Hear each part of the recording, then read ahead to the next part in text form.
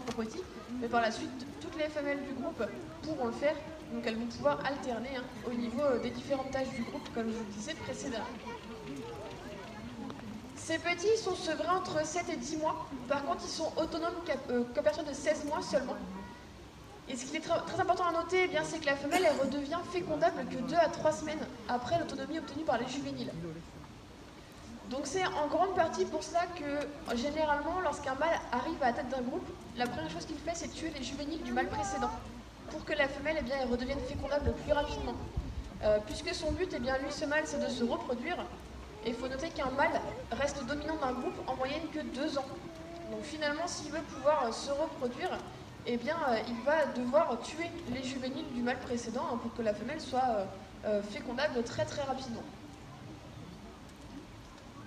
En sachant que par la suite, les femelles vont souvent rester dans leur groupe naissance toute leur vie. Par contre, les mâles, eux, seront évincés vers l'âge de 2 ans et demi, 3 ans. Donc ils vont rester quelques temps avoir une vie quelques temps nomade, et puis ensuite, quand ils auront atteint la maturité sexuelle, ils vont partir à la recherche d'un groupe pour pouvoir se reproduire à leur tour. En face de vous, vous avez des lions d'Afrique. Est-ce que vous savez si on trouve des lions autre part qu'en Afrique ? J'ai entendu en Asie. Et effectivement, on trouve des lions en Asie, puisqu'il y a encore une population de 300 lions qui persiste en Inde. Donc finalement, on ne les trouve pas qu'en Afrique. Et il faut quand même savoir aussi qu'autrefois, eh bien, les lions, on les trouvait sur tous les continents. Malheureusement, ils ont disparu de la majorité de ces continents, et ça, c'est dû majoritairement au conflit qu'il peut y avoir avec l'homme. Puisque si on prend le cas de l'Europe, le lion a disparu dès le 1er siècle après Jésus-Christ. Et là, tout simplement, il faut savoir que depuis l'Antiquité, l'homme tue le lion. Donc des fois, c'est pour se défendre, bien évidemment, mais des fois, eh bien, c'est juste pour prouver sa vaillance. Et malheureusement, à cause de cela, eh bien, le lion a perdu 80% de son aire de répartition en Afrique, et sa population a diminué de 96% entre 1950 et 2015, ce qui est juste considérable.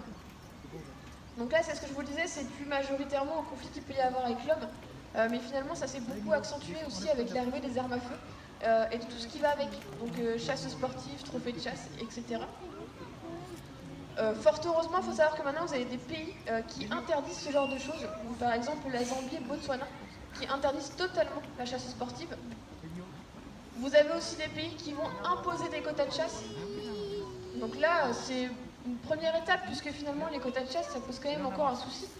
C'est que souvent, ce sont les gros mâles reproducteurs qui sont tués en premier. Donc là, ça entraîne un déséquilibre assez important au niveau de ces populations. Finalement, il faut quand même savoir que le conflit qui existe avec l'homme, c'est aussi parce qu'avec le développement des populations et des activités humaines, eh bien, on a de plus en plus une raréfaction des proies pour ces lions.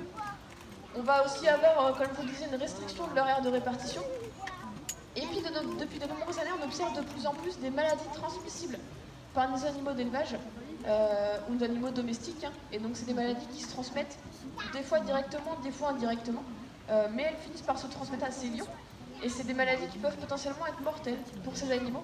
Donc là, ça entraîne encore une réduction très importante de leur population. Fort heureusement, je pense que vous le savez, ça reste quand même une espèce qui est protégée dans certaines réserves en Afrique. Mais il est encore nécessaire de mettre en place ce qu'on appelle des corridors végétaux dans la nature, puisque ça va permettre la rencontre des différents groupes de lions et permettre du coup un certain brassage génétique quand même au sein de ces populations. Et puis il est nécessaire aussi de sensibiliser les populations locales, donc de les sensibiliser au niveau